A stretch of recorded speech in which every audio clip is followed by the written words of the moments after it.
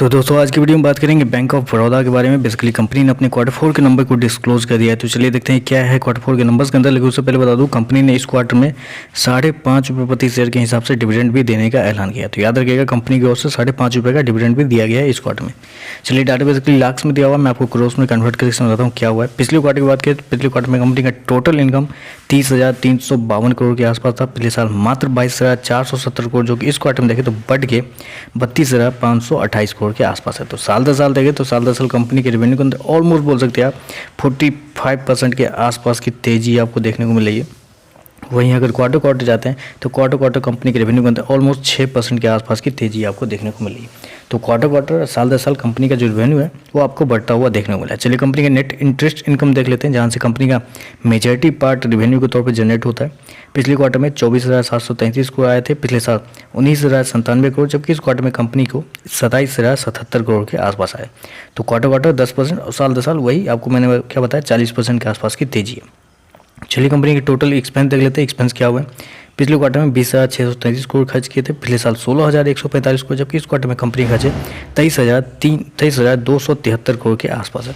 तो कंपनी के खर्चे कंट्रोल में है तो नहीं, क्योंकि मैंने आपको क्या बताया कि क्वार्टर कंपनी का रेवेन्यू ज़्यादा नहीं बढ़ा है, लेकिन यहाँ पे खर्चे देखें तो अप्रोक्सीमेटली 12 से 13% के आसपास का जंप है, जो कि मेरे हिसाब से थोड़ा सा नेगेटिव वहाँ पे लग रहा है। चलिए कंपनी का ओवरऑल प्रॉफिट क्या बन के आता है वो देख लेते हैं।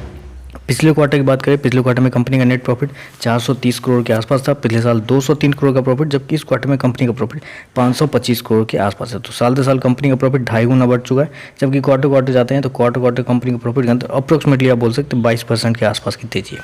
लेकिन ये तेजी यहाँ पे एक और रीजन से हुई है, क्योंकि मैं अगर आपको कंपनी का ऑपरेटिंग प्रॉफिट बताऊँ तो पिछले क्वार्टर में कंपनी का ऑपरेटिंग प्रॉफिट अप्रोक्सीमेटली 9,719 करोड़ था, पिछले साल 6,305 करोड़, जबकि इस क्वार्टर में कंपनी का ऑपरेटिंग प्रॉफिट 9,254 करोड़ है, जो कि पिछले क्वार्टर से कम है। यहाँ पे मैंने आपको क्या बताया कि एक्सपेंस की वजह से कंपनी का प्रॉफिट इस क्वार्टर में गिरता हुआ देखने को मिल रहा है। चलिए ईपीएस देख लेते हैं, ईपीएस के अंदर क्या चेंजेस आपको देखने को मिल रहे हैं।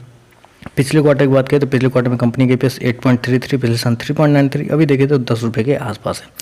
एनपीए की बात करें तो ग्रॉस एनपीए और नेट एनपीए का जो सेक्शन होता है उसको कंपनी ने यहाँ पे ढक दिया है। तो यहाँ पे हमें पता नहीं चलेगा कि क्या रहा है, लेकिन ओवरऑल देखें तो मेरे हिसाब से क्वार्टर जो नंबर कंपनी दिए हैं वो थोड़े से जो मार्केट को उम्मीद थी उससे थोड़े कमज़ोर लग रहे हैं।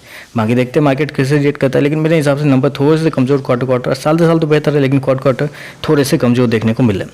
तो बस आज के लिए बस इतना ही। वीडियो पसंद आए तो लाइक कीजिएगा, साथ में साथ चैनल को सब्सक्राइब जरूर कीजिएगा। धन्यवाद।